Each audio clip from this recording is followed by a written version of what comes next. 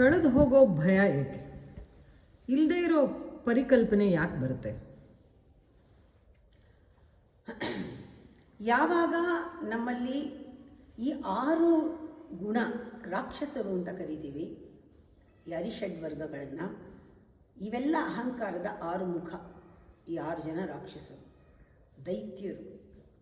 ಒಂದಲ್ಲ ಒಂದು ತೊಂದರೆ ನಮಗೆ ಕೊಡ್ತಾನೇ ಇರ್ತಾರೆ. ಪರಮಾತ್ಮನ ಒಂದು ಸನ್ನಿಧಾನಕ್ಕೆ ಹೋಗೋದಕ್ಕೆ ಅಡ್ಡಿ ಆತಂಕಗಳನ್ನು ಸೃಷ್ಟಿ ಮಾಡ್ತಾನೇ ಇರ್ತಾರೆ. ಇದು ನಮ್ಮದೇ ಆದ ಒಂದು ಪರಿಕಲ್ಪನೆ ಅಷ್ಟೇ. ಇದು ಇಲ್ಲಿಂದನೇ ನಮ್ಮ ಬೇಸೇನೆ ನಾವು ಇಲ್ಲದೆ ಇರೋದನ್ನು ಊಹಿಸಿಕೊಂಡು ನಮ್ಮ ನಿಜ ಸ್ವರೂಪವನ್ನು ಮರ್ತಿರೋದು. ಯಾವಾಗ ನಾವು ಅಹಂಕಾರದಲ್ಲಿ ಇರ್ತೀವಿ, ಆ ಮದದಲ್ಲಿ ಇರ್ತೀವಿ, ನಾನು ನಂದು ಅಂತ ಅಂದಾಗ ನಾನು ಹೇಳಿದಾಗೆ ನಮ್ಮ ಎನರ್ಜಿ ಎಲ್ಲ ಬಹಳ ಕಮ್ಮಿ ಆಗುತ್ತೆ. Narrowing, complete isolating from the whole, separating yourself from the whole. ನಿನ್ನನ್ನು ನೀನು ಬೇರೆ ಮಾಡ್ಕೊಂಡ್ಬಿಡ್ತೀಯ. ನೀ ಅಂದ್ಕೊಳ್ತೀಯ 4 ಜನದಿಂದ ನಾನು ಬೇರೆ ಆಗಿದ್ದೀನಿ ಅಂತ. ಅಲ್ಲ, ನೀನು ಬೇರೆ ಆದಂಗೆ ಯೂನಿವರ್ಸಿಂದನೇ ಬೇರೆ ಆಗಿರ್ತೀಯ.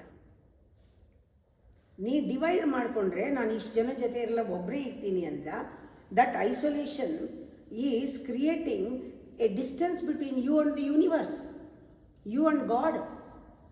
You think you are isolating from others. Selfish isolation ಇದು. ಯಾವಾಗ ಹಿಂಗಾಗುತ್ತೆ, ನಿನಗೆ ಒಳಗಡೆ ಇನ್ಸೆಕ್ಯೂರಿಟಿ ಬರುತ್ತೆ. ಒಳಗಡೆ ಇದು ಜೈಲಲ್ಲಿ ಹಾಕಿದ್ರೆ ನಿನಗೆ ಇಷ್ಟೇ ಸ್ಪೇಸು, ಆದರೆ ನಿನಗೆ ಎಲ್ಲ ಬೇಕು. ಆದರೆ ನಿನಗೆಲ್ಲರೂ ಬೇಡ. ನಿನಗೆಲ್ಲ ಬೇಕು, ನಿನಗ್ಯಾರೂ ಬೇಡ. ಇದೊಂದು ವಿಚಿತ್ರವಾದ ಒಂದು ಅಹಂಕಾರದ ಸ್ವಭಾವ. ಅದರಿಂದ ನಮಗೆ ಭಯ ಬರುತ್ತೆ. ಭಯ ಬಂದಾಗ ನಾವು ಖಾಲಿ ಇರಲ್ಲ, ಎಲ್ಲರಿಗಿಂತ ಹೆಚ್ಚನ್ನೇ ಹಿಡ್ಕೊಂಡಿರ್ತೀವಿ. ನಮ್ಮ ವಸ್ತುಗಳು ಜಾಸ್ತಿ ಇರುತ್ತೆ ನಮ್ಮ ಹತ್ರ. ಲೋಭಿತನ ತಾನೆ. ಲೋಭಿತನದಿಂದ ಮಾತ್ಸರ್ಯದಿಂದ ಸ್ವಮೋಹ. ಆಸೆಗಳು ಏನು ಒಂದ್ರ ಮೇಲೊಂದು ಒಂದಕ್ಕಿಂತ ಒಂದು ರೇಸ್, ಆಸೆ ರೇಸ್ ಅಷ್ಟೊಂದಿರುತ್ತೆ. ಲೋಭಿತನ, ಗಳಿಸ್ಕೊಡೋದು ಅಷ್ಟಿರುತ್ತೆ. ಎಲ್ಲ ಗಳಿಸ್ಕೊಂಡಿರ್ತೀವಿ. ನೀ ಎಷ್ಟು ಗಳಿಸ್ಕೊಂಡಿದ್ಯಾ ಅನ್ನೋದ್ರ ಮೇಲೆ ನೀನು ದೊಡ್ಡತನ ಇಲ್ಲ, ನೀನು ವಿಶಾಲತೆ ಇಲ್ಲ. ಅದನ್ನು ಹಿಡ್ಕೊಂಡಿದೆಯಲ್ಲ, ನಿನ್ನ ಸಣ್ಣತನ ಅಲ್ಲಿದೆ. ನಿನಗೆ ವಸ್ತು ಇದೆ, ಎಲ್ಲ ವಿಷಯ ಗೊತ್ತು, ಎಲ್ಲ ಜನ ಗೊತ್ತು, ಆದರೆ ಯಾರನ್ನೂ ನೀನು ಸೇರಿಸ್ತಾ ಇಲ್ಲ. ಅಂದರೆ ಹೊಟ್ಟೆ ಉರಿ ಆಗಿ, ವ್ಯಾಮೋಹ ಆಗಿ ಹಿಡ್ಕೊಂಬಿಟ್ಟಿದೆ. ಇವಾಗ ನಿನಗೆ ಹಿಡ್ಕೊಂಡಿದ್ದೆಲ್ಲ ಯಾರಾದರೂ ಕಿತ್ಕೊಂಡು ಹೊಟ್ಟೋಗ್ತಾರೆ ಅನ್ನೋ ಭಯ. ಅಸಹನೆ ಏನಾಗಿದೆ, ಇವಾಗ ಯಾರಾದರೂ ಕಿತ್ಕೊಂಡು ಹೋದರೆ ಅನ್ನೋ ಭಯ ಬಂದಿದೆ. ಇಲ್ಲಿ ಬೇಸಿಕ್ ಕ್ವಾಲಿಟಿ ನಿಮಗೆ ಪ್ರೀತಿ ಇಲ್ಲ, ಆತ್ಮವಿಶ್ವಾಸ ಇಲ್ಲ, ಆತ್ಮದಲ್ಲಿ ಪ್ರೀತಿ ಇಲ್ಲ, ಸೆಲ್ಫ್ ಲವ್ ಇಲ್ಲ. ಅಹಂಕಾರನ ಪ್ರೀತಿಸಿದ್ದೀರಾ ನೀವು, ಅದಕ್ಕೆ ಅನುಭವಿಸ್ಬೇಕಾಗತ್ತೆ. ಆವಾಗ ನಿಮಗೆ ನಾನು ಕಳ್ಕೊಳ್ತೀನಿ ಅನ್ನೋ ಭಯ ಬರುತ್ತೆ. ಯಾರು ತೊಗೊಂಡು ಹೊಟ್ಟೋಗ್ತಾರೋ, ಏನು ಮಾಡ್ತಾರೋ, ನಾನು ಯಾವಾಗ ಕಳ್ಕೊಂಬಿಡ್ತೀನೋ ಅನ್ನೋ ವಿಪರೀತ ಭಯ ಕಾಡುತ್ತೆ. Because you are devoid of love. ಕೊರತೆ ನಿನಗೆ ಪ್ರೀತಿ, ಕೊರತೆ ನಿನಗೆ ಪ್ರೇಮ, ಕೊರತೆ ನಿನಗೆ ಒಳಗಿಂದ ನಿನಗೆ ತೃಪ್ತಿ ಆಗ್ತಾ ಇಲ್ಲ. ಯಾವಾಗ ಪ್ರೇಮ ಕಳ್ಕೊಂಡು ವ್ಯಾಮೋಹದಲ್ಲಿ ಸಿಕ್ಕಾಕೊಂಡಿದೆಯಾ, ಅದೇ ಪ್ರೇಮ ಅಂದ್ಕೊಂಡು ಅಹಂಕಾರನ ಪ್ರೀತಿಸ್ತಾ ಇದೆಯಾ, ಆವಾಗ ನೀನು ಇದನ್ನು ಅನುಭವಿಸ್ಲೇಬೇಕಾಗತ್ತೆ.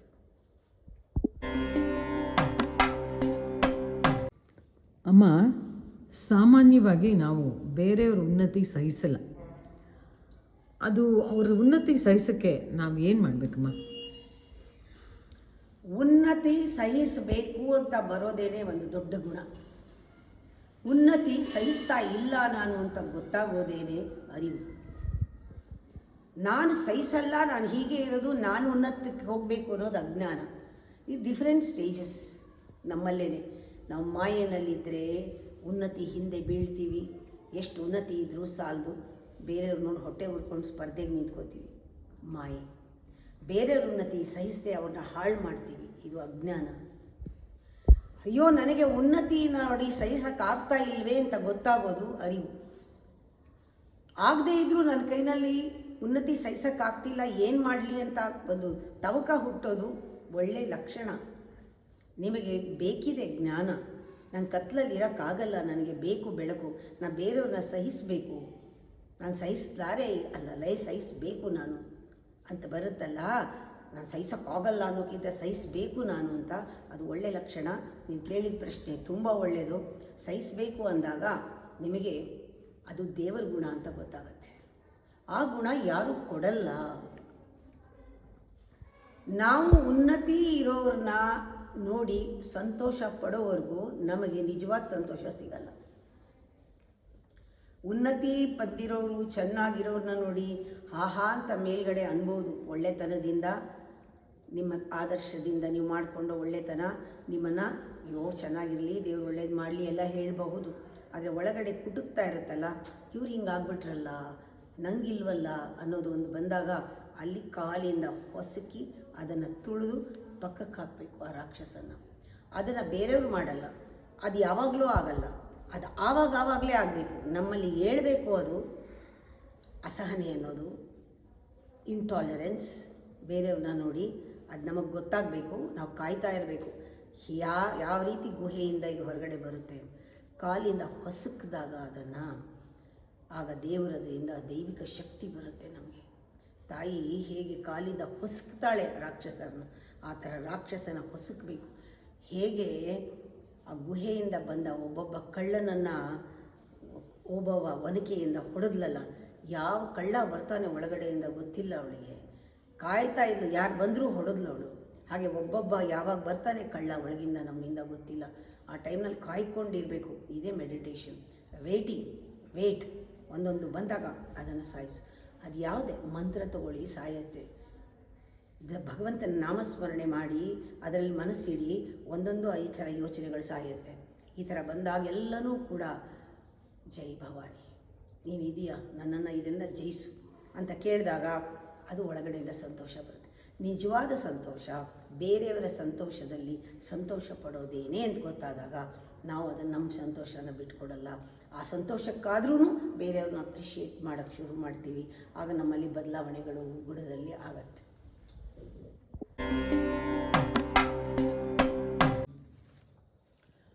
ಅಮ್ಮ, ಆಸೆ ದುರಾಸೆ ಹೇಗೆ ಬರುತ್ತೆ? ಅದು ಒಂದಾದ್ಮೇಲೆ ಒಂದು ಬರ್ತಾನೇ ಇರುತ್ತಲ್ಲ, ಅದು ಬರೋದಕ್ಕೆ ಮುಂಚೆನೇ ಗುರ್ತಿಸೋದು ಹೇಗಮ್ಮ? ಆಸೆ ದುರಾಸೆ ನಿಮ್ಗೆ ಕೇಳುವಾಗಲೇ ನಿಮ್ಗೆ ಅದೆರಡರ ವ್ಯತ್ಯಾಸ ಗೊತ್ತಾಗಿದೆ. ಆ ಪ್ರಶ್ನೆನಲ್ಲೇ ಅರ್ಧ ಉತ್ತರ ಇದೆ. ಆಸೆ ಸಹಜ ನಮ್ಮಲ್ಲಿ. ಆಸೆಯಿಂದಲೇ ಪ್ರಪಂಚ ಸೃಷ್ಟಿಯಾಗಿದ್ದು. ಆ ಕಾಮನೆ ಇದ್ದೇ ಇದೆ. ಆಸೆ ಬೆಳೆಯೋದು, ವಿಶಾಲವಾಗೋದು, ವಿಕಾಸವಾಗೋದು, ದೊಡ್ಡದಾಗೋದು, ಅನ್ಲಿಮಿಟ್ ಆಗೋದು, ಒಂದಾಗೋವರೆಗೂ ಆಸೆ ಎಲ್ಲೂ ಹೋಗಲ್ಲ. ಆಸೆ ಮನುಷ್ಯನಿಗಿದೆ. ಆದರೆ ಈ ಆಸೆ ನದಿ ಥರ ಹರ್ಕೊಂಡು ಹೋಗಿ ಸಮುದ್ರ ಸೇರಿಬಿಟ್ರೆ ಅದು ನಿಜವಾದ ಶುಭ ಕಾಮನೆಗಳವೆಲ್ಲ. ಪರಮಾತ್ಮ ಕೊಟ್ಟ ಆಸೆ ಪರಮಾತ್ಮನಿಗೆ ತಲುಪುತ್ತೆ. ದುರಾಸೆ ಅಂತ ಬಂದಿದೆ. ದುರಾಸೆ, ದುಷ್ಟ ಆಸೆ, ದರಿದ್ರಾಸೆಗಳು, ಇದು ಮಧ್ಯ ಫ್ಲೋ ಆಗಲ್ಲ, ಅಲ್ಲಲ್ಲಿ ತಡೆಯುತ್ತೆ. ಆಸೆ ಬರುತ್ತೆ. ಆಸೆ ಬಂದಾಗ ಅಲ್ಲಿ ನಾನು ಅನ್ನೋದು ಬರುತ್ತಲ್ಲ, ಆವಾಗ ಅದು ಮೋಹ ಬರುತ್ತೆ. ನಾನು ಅನ್ನೋದು, ನನ್ನ ಆಸೆ, ಇದು ನನ್ನಿಂದ ಬಂದಿದ್ದು, ನನಗಾಗಬೇಕಿದು, ನಾನು ಇದನ್ನು ಪಡಿಬೇಕು. ಎಷ್ಟು ಅದರಲ್ಲಿ ತೀವ್ರತೆ ಇರುತ್ತೆ ಅಂದರೆ ಬೇರೆ ಯಾರಿಗೂ ಮಾಡೋಕ್ಕೆ ಬಿಡಲ್ಲ ನಾವು. ನನ್ನ ಮೂಲಕನೇ ಆಗಬೇಕು, ಇದು ನಾನೇ ಮಾಡಬೇಕು, ಬೇರೆಯವ್ರಿಗೇನು ಅದರ ಬಗ್ಗೆ ಹೇಳೋದೇ ಇಲ್ಲ. ಆ ರೀತಿ ಒಂದು ಸ್ವಾರ್ಥ ಗುಣ ಇರೋದರಿಂದ ಅದನ್ನು ಗ್ರೀಡ್ ಅಂತ ಹೇಳ್ತಾರೆ. ಅದು ಲೋಭಿತನವಾಗಿ ಕೂಡ ಆಗುತ್ತೆ. ಅದನ್ನು ನಾವು ಹಿಡಿದಿಟ್ಕೊಳ್ತೀವಿ. ಆಸೆಗಳನ್ನ ಹರಿಯೋದಕ್ಕೆ ಬಿಡಲ್ಲ. ನಮ್ಮ ಹಿಡಿದಿಟ್ಕೊಂಡು ನಮ್ಮೋರಿ ಒಳಗೆ ನಮ್ಮನೆಗೆ ಬರೋ ಹಾಗೆ ಅದನ್ನು ತಿರುಗಿಸ್ಕೊಳ್ತೀವಲ್ಲ, ಅಲ್ಲಿ ದುರಾಸೆ ಶುರುವಾಯಿತು. ಯಾವಾಗ ಅದು ತಿರುಗಿಸ್ಕೊಳ್ತೀವೋ ಅದಕ್ಕೆ ಶಕ್ತಿ ಕಮ್ಮಿ ಆಯಿತು. ಯಾಕೆಂದರೆ ಸಮುದ್ರ ಎಳೀತಾ ಇಲ್ಲ, ನಿಮ್ಮದು ನದಿ ಆಗಲಿಲ್ಲ, ನಿಮ್ಮದೊಂದು ಸಣ್ಣ ಮೋರಿ ಕಾಲುವೆ ಆಯಿತು. ಅದೇನಾಯಿತು? ನಿಮಗೆ ತಿರುಗಿಕೊಳ್ತು, ನಿಮ್ಮಲ್ಲೇ ಅದು ಸುಳಿ ಆಯಿತು, ಒಳಗಡೆ ನಿಮ್ಮನ್ನು ಬಂಧಿಸ್ತು. ಇದು ಹೊಟ್ಟೆ ಒಳಗೆ ಎಷ್ಟು ಶಕ್ತಿ ಇದೆ ನಮಗೆ ಅಂದರೆ, ಈ ಜಾಗದಲ್ಲಿ ಇಲ್ಲಿಂದ ದೊಡ್ಡ ಫೌಂಟನ್ ಅಷ್ಟು ಎನರ್ಜಿ ಮುಗಿಲೆತ್ತರಕ್ಕೆ ಹೋಗುವಷ್ಟು ಎನರ್ಜಿ ನಾಭಿನಲ್ಲಿದೆ. ಬ್ರಹ್ಮಶಕ್ತಿ ಅಷ್ಟೊಂದಿದೆ. ಇಡೀ ವಿಶ್ವವನ್ನು ಆವರಿಸುವಂತಹ ವಿಷ್ಣು ಶಕ್ತಿ ಇದು. ಬ್ರಹ್ಮನನ್ನು ಸೃಷ್ಟಿ ಮಾಡೋದು ವಿಷ್ಣು ಬ್ರಹ್ಮ ಇಬ್ಬರು ಇಲ್ಲಿದ್ದಾರೆ. ಈ ಒಂದು ಮೇನ್ ಸೆಂಟರ್ ಇದು, ಒರಿಜಿನಲ್ ಸೆಂಟರ್. ಇಲ್ಲಿಗೆ ನಾವು ಬರೋಷ್ಟರಲ್ಲಿ ಚೆನ್ನಾಗಿ ನ್ಯಾರೋ ಮಾಡಿಬಿಟ್ಟಿದ್ದೀವಿ, ಮೋರಿನಲ್ಲಿ ಕಳಿಸ್ತಾ ಇದ್ದೀವಿ ನಮ್ಮ ಆಸೆಗಳೆಲ್ಲ. ಅದಕ್ಕೆ ನಮಗೆ ಸಹಿಸೋದಿಲ್ಲ, ಮಾತ್ಸರ್ಯ ಉಂಟಾಗೋದು ಅದಕ್ಕೆ. ಇದು ಯಾವಾಗ ಗೊತ್ತಾಗತ್ತೆ ಅಂದರೆ ನಮಗೆ ತೊಂದರೆ ಆಗೋಕ್ಕೆ ಶುರು ಆಗುತ್ತೆ. ಗ್ರೀಡ್ ಅಷ್ಟು ತೊಂದರೆ ಆಗಲ್ಲ. ಎಲ್ಲವನ್ನೂ ನನಗೆ ಅಂತ ಹಿಡ್ಕೊಂಡ್ರೆ ಬಹಳ ಖುಷಿ ಬರುತ್ತೆ, ನನಗೆಲ್ಲ ಪಡ್ಕೊಂಬಿಟ್ಟಿದ್ದೀನಿ ಅಂತ. ಯಾವಾಗ ಮಾತ್ಸರ್ಯ ಬರುತ್ತೆ, ಆ ಮಾತ್ಸರ್ಯದ ಬಿಸಿ, ಆ ತಾಪ ನಮ್ಮನ್ನೇ ಸುಡೋಕ್ಕೆ ಶುರು ಮಾಡುತ್ತೆ. ಆಗಲೇ ನಮಗೇನೋ ಸಮಥಿಂಗ್ ರಾಂಗ್ ಅಂತ ಗೊತ್ತಾಗುತ್ತೆ. ನಿಮಗೆ ಆಸೆಗಳು ದುರಾಸೆ ಆಗಿರೋ ಲಕ್ಷಣ ಲೋಭಿತನದಲ್ಲಿ ಗೊತ್ತಾಗಲ್ಲ, ಮಾತ್ಸರ್ಯದಲ್ಲಿ ಗೊತ್ತಾಗತ್ತೆ. ನಾವು ಅವಾಗ ಎಚ್ಚರಿಸ್ಕೊಂಡು ನಮ್ಮ ಮೇಲಿನ ವ್ಯಾಮೋಹವನ್ನು ಬಿಡಬೇಕು, ಬೇರೆಯವರಿಗೆ ಕೊಡಬೇಕು ನಾವು, ಆಗಲೇ ಈ ತಾಪ ಕಮ್ಮಿ ಆಗೋದು ಅಂತ ಭಗವಂತ ಸಂಸಾರವನ್ನು ಕೊಟ್ಟ. ಇವರೆಲ್ಲ ನಿಮ್ಮವರಂಪ, ಇವ್ರಿಗೆಲ್ಲ ನಿನ್ನ ಋಣ ಇದೆ, ಜನ್ಮಾಂತರದ ಋಣ ಇದೆ. ಇವ್ರಿಗಾದರೂ ಕೊಟ್ಟು ಹೊಟ್ಟೆ ಉರಿ ಕಮ್ಮಿ ಮಾಡ್ಕೋ, ಗಂಡ ಅಂತ ಕೊಡು, ಮಕ್ಕಳು ಅಂತ ಕೊಡು, ಅಕ್ಕಪಕ್ಕದ ಸಂಬಂಧಿಗಳು ಅಂತ ಕೊಡು, ಕೊಟ್ಟಾಗ ಸ್ವಲ್ಪ ಹೊಟ್ಟೆ ಉರಿ ಕಮ್ಮಿ ಆಗುತ್ತೆ ಅಂತ ವ್ಯಾಮೋಹವನ್ನು ಬರೆಸಿ ಅಲ್ಲಿಗೆ ನಮ್ಮನ್ನು ಸುಟ್ಟು ಭಸ್ಮ ಆಗದಿರೋ ಮಾಡಿದ್ದಾನೆ. ಅದರಿಂದ ಅಲ್ಲೇ ಗೊತ್ತಾಗತ್ತೆ ನಾವೇನಾದ್ರೂ ಕೊಡದೇ ಇದ್ದರೆ, ನಮ್ಮವ್ರಿಗೂ ಕೊಡದೇ ಇದ್ದರೆ ಸುಟ್ಟು ಹೋಗ್ತೀವಿ. ಅದರಿಂದ ಸಂಸಾರ ಬಂದಿರೋದು ನಮ್ಮ ಪಾಠ ಕಲಿಸೋಕ್ಕೆ. ನಾವು ಅಲ್ಲೇ ತಿಳ್ಕೊಬೇಕು. ಹೊಟ್ಟೆ ಉರಿ ಬಂದಾಗ ಬೇಕಾದಷ್ಟು ಕಾಯಿಲೆಗಳು ಬರುತ್ತೆ. ಆ ಕಾಯಿಲೆ ಬಂದಾಗಲೇ ತಿಳ್ಕೊಬೇಕು, ಇದು ಯಾಕೋ ಸರಿ ಇಲ್ಲ, ನಾನು ವ್ಯಾಮೋಹದಲ್ಲಿ ನನ್ನ ಮೇಲೆ ನನಗೆ ಜಾಸ್ತಿ ವ್ಯಾಮೋಹ ಆಗಿದೆ ಅಂತ. ನಾರ್ಸಿಸಮ್ ಪ್ರಾರಂಭ ಆಗೋದೇ ಇಲ್ಲ. ಅಮ್ಮ, ಈ ಆತಂಕ, ಆಂಗ್ಸೈಟಿ ತಕ್ಷಣ ಬಂದ್ಬಿಡುತ್ತೆ. ಅದು ಅವಾಯ್ಡ್ ಮಾಡೋದು ಹೇಗೆ, ಅಥವಾ ಆ ಕ್ಷಣಕ್ಕೆ ಏನು ಪರಿಹಾರ? ಆತಂಕ, ಆಂಗ್ಸೈಟಿ ಇವೆಲ್ಲನೂ ನಾನು ಹೇಳ್ದಂಗೆ ಒಂದಕ್ಕೊಂದು ಕನೆಕ್ಷನ್ ಇದೆ. ಯು ಆರ್ ಟೋಟಲಿ ಇನ್ಸೆಕ್ಯೂರಿಟಿ, ನೆಲೆ ಇಲ್ಲ ನಮಗೆ. ನಾವು ಜಿತವಾಗಿ ಒಂದು ಕಡೆ ನಿಲ್ಲಕ್ಕಾಗಲ್ಲ. ಜೀವನೂ ತಡಪಡಿಸ್ತಾ ಇದೆ. ಯಾಕೆ ಅಂದರೆ ಅದಕ್ಕೊಂದು ಸೆಂಟರ್ ಸಿಕ್ಕಿಲ್ಲ, ಒಂದು ಕೇಂದ್ರ ಸಿಕ್ಕಿಲ್ಲ, ಶಾಂತವಾಗಿ ಕೂತ್ಕೊಳ್ಳೋಕ್ಕಾಗಿಲ್ಲ ಜೀವಕ್ಕೆ. ಯಾಕೆ ಅಂದರೆ ಸರಿಯಾಗಿ ಅಲೈನ್ಮೆಂಟ್ ಆಗಿಲ್ಲ, ಅದಕ್ಕೊಂದು ಸೀಟ್ ಸಿಕ್ಕಿಲ್ಲ, ಅದು ಓಡಾಡ್ತಾ ಇದೆ, ವಿಲಿ ವಿಲಿ ವಿಲಿ ವಿಲಿ ಅಂತ ಒದ್ದಾಡ್ತಾ ಇದೆ. From deep inside there is insecurity, because ನಿನಗೆ ಒಂದು ಜಿತವಾದ ಪ್ಲೇಸ್ ಇಲ್ಲ, ರೂಟ್ ಇಲ್ಲ, ಬೇಸ್ ಇಲ್ಲ, ರೂಟ್ ಇಲ್ಲ. ಹೀಗಿದ್ದಾಗ ಇದು ನಮಗೆ ಗೊತ್ತಿಲ್ಲ. ಒಳಗಡೆ ನಮಗೇನಿದೆ ಅದು ಗೊತ್ತಾದ ತಕ್ಷಣ ಅದಕ್ಕೆ ಇಮ್ಮಿಡಿಯೇಟಾಗಿ ಒಂದು ಸೆಂಟ್ರ್ ಸಿಗುತ್ತೆ. ಅರಿವೇ, ಜ್ಞಾನವೇ ಮುಖ್ಯ. ನನಗೆ ಈಗ ರೂಟ್ ಬೇಕು ಅಂದಾಗ immediately you get it, you will determine. ಆದರೆ ನಿನಗೆ ಸೆಂಟರ್ ಇಲ್ಲ ಅಂತ ಗೊತ್ತಿಲ್ಲ, ನೀನು ಇರೋದೇ ಸೆಂಟರ್ ಮಾಡ್ಕೊಂಡಿದ್ಯಾ. You have substitute centre is already there. You have cultivated that ego centre, that self centredness ಇದೆ, selfish centre already you have created. ಅದು ಯಾವ ಥರ ಅಂದರೆ it's a golden cage. You are not ready to give up that golden cage. ಒಂದು ಬಂಗಾರದ ಪಂಜರ, ಅದರಲ್ಲಿ ನೀವು ಬಂಧಿಸ್ಕೊಂಡು ಗಟ್ಟಿ ಕೂತ್ಕೊಂಡ್ಬಿಟ್ಟಿದ್ಯಾ. ಅದು ಸುಖ ಇದೆ, ಆದರೆ ಶಾಂತಿ ಇಲ್ಲ. ಅದೊಂಥರ ಸುಖ, ಮಾಯೆಯ ಸುಖ. ಅದು ಎಷ್ಟಾದ್ರೂ ಇನ್ನೂ ಸಾಲದು ಅನ್ನೋ ಸುಖ, ಇನ್ನೂ ಬೇಕು ಅನ್ನೋದಿದೆ. ಇನ್ಸೆಕ್ಯೂರಿಟಿ, ಸಿಗುತ್ತೋ ಇಲ್ವೋ ಅನ್ನೋ ಆತಂಕ. ಈ ಥರ ನಾವು ಗೋಲ್ಡನ್ ಕೇಜಲ್ಲಿ ಫಾಲ್ಸ್ ಸಬ್ಸ್ಟಿಟ್ಯೂಟ್ ಒಂದು ಸೆಂಟರ್ ಮಾಡಿಕೊಂಡು ಸುಮ್ಮನೆ ಗಾಳಿನಲ್ಲಿ ಒಂದು ಚುಕ್ಕೆ ಇಟ್ಟದ್ದು ಅಂದ್ಕೊಂಡು ನಾನು ಅಲ್ಲಿರೋದು. ಆ ಚುಕ್ಕೆ ಇಲ್ಲ ಅಲ್ಲಿ, ನಿಜವಾದ ಚುಕ್ಕೆ ಅಲ್ಲ, ಅದು ನಿಜವಾದ ಬಿಂದು ಅಲ್ಲ, ನಿಜವಾದ ಒಂದು ಕೇಂದ್ರ ಅಲ್ಲ. ನಾವು ಮಾಡ್ಕೊಂಡಿರೋ ಕೇಂದ್ರ ಯಾವುದೂ ಸಿಕ್ಕಿಲ್ಲ, ಯಾವುದೋ ಒಂದು ಹಿಡ್ಕೊಂಡಿದ್ದೀವಿ, ನಾನಿದು. ಅದಕ್ಕೆ ಎಲ್ಲ ಮನ್ನಣೆಗಳು ಬೇಕು, ಅದಕ್ಕೆ ಎಲ್ಲ ಮಾನ ಮರ್ಯಾದೆ ಎಲ್ಲ ಬೇಕು. ಅದನ್ನು ಪೋಷಿಸ್ಕೊಂಡು ಮಾಯೆನಲ್ಲಿ ಓಡಾಡ್ಕೊಂಡಿದ್ದೀವಿ. ಅದರಿಂದ ಯಾವಾಗ ಬಿದ್ದು ಹೋಗ್ತೀನೋ, ಯಾರೂ ಹೊಗಳದೇ ಇದ್ದರೆ ವೀಕ್ ಅನಿಸುತ್ತೆ, ಏನೂ ಸಿಗದೇ ಇದ್ದರೆ ವೀಕ್ ಅನಿಸುತ್ತೆ, ಎಲ್ಲರೂ ಯಾರಾದರೂ ನೆಗ್ಲೆಕ್ಟ್ ಮಾಡಿದ್ರೆ ವೀಕ್ ಅನಿಸುತ್ತೆ, ಒಂಥರ ಭಯ ಆಗುತ್ತೆ, ನಾನು ಕಳೆದು ಹೋಗ್ತೀನೇನೋ. ಎಲ್ಲರ ಮಧ್ಯೆ ಇದ್ದರು, ಎಲ್ಲರೂ ಗಮನಿಸ್ತಾ ಇದ್ದರೆ ನಾನು ಎದ್ದೇಳ್ತೀನಿ, ಯಾರು ನಾನು ಗಮನಿಸದೇ ಇದ್ದರೆ ನೋಡದೇ ಇದ್ದರೆ ವೀಕ್ ಅನಿಸುತ್ತೆ. Why this insecurity? Because you are in the wrong centre. ಅದರಿಂದ ಆತಂಕ, constantly there is anxiety because of the insecurity. You have not found your own centre. ಇದಕ್ಕೆ ಗೊತ್ತಾಗಬೇಕಾಗಿರೋದೇನು? ನಾನು ಗಾಳಿನಲ್ಲಿ ಓಡಾಡ್ತಾ ಇದ್ದೀನಿ, ನಾನು ಗಾಳಿನಲ್ಲಿ ಗೋಪುರ ಕಟ್ತಾ ಇದ್ದೀನಿ, ಆ ಗೋಪುರಕ್ಕೆ ತಳಪಾಯ ಇಲ್ಲ, ನಾನು ಅಲ್ಲಿಂದ ಶಿಫ್ಟ್ ಮಾಡ್ಕೋಬೇಕು, ಬೇಗ ಜಂಪ್ ತೊಗೋಬೇಕು, ಐ ಹ್ಯಾವ್ ಟು ಶಿಫ್ಟ್ ಅಂತ ನಿಮ್ಗೆ ಅನಿಸ್ಬೇಕು. Baseless big mahal, baseless mansion, it will fall, it will disappear one day. Before that you have to jump, you have to take a leap into the original. ಯಾವುದು original, ಯಾವುದು authentic, ಯಾವುದು ಟ್ರೂತೋ ಅದ್ರ ಕಡೆಗೆ ನೀವು jump ಮಾಡಿದಾಗ ನಿಮ್ಗೆ ಅಲ್ಲಿ ಆಗ ಮಾತ್ರವೇ ನಿಮಗೆ ಬಿಡುಗಡೆ ಸಿಗೋದು. ಒಂದೊಂದು ಸತಿ ಗೊತ್ತಾಗತ್ತೆ, ಗೊತ್ತಾದಾಗೆಲ್ಲ ಜಂಪ್ ಮಾಡೋಕ್ಕೆ ನೀವು ತಯಾರಿಲ್ಲ. ಯಾಕೆ ಅಂದರೆ ಪಂಜರದಿಂದ ಹೊರಗೆ ಬರೋಕ್ಕೆ ಕಷ್ಟ. The capability and ability to come out of that golden cage itself is called courage. That courage has to come. ಧೈರ್ಯ. ಮ್ಯಾಮ್, ಈ ಸ್ಪೆಷಲ್ ಎಲ್ಲ ನಮ್ಮವ್ರಿಗೆ ಮಾತ್ರ ಯಾಕೆ ಈ ವ್ಯಾಮೋಹ? ಇದಕ್ಕೇನು ಕಾರಣ?